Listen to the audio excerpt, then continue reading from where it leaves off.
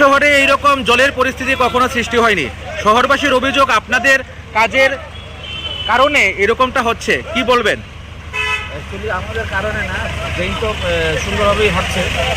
Actually বৃষ্টির পরিমাণটা বেশি হওয়াতে এই জলের আটকানোর ব্যাপারটা এখন মানে স্বাভাবিক হয়ে গেছে। না, আপনারা কি আগে জানতেন না যে এরকম একটা পরিস্থিতি সৃষ্টি হতে পারে? বৃষ্টি প্রাকৃতিক প্রকৃতি কতটা জল দেবে কি করে জানতো?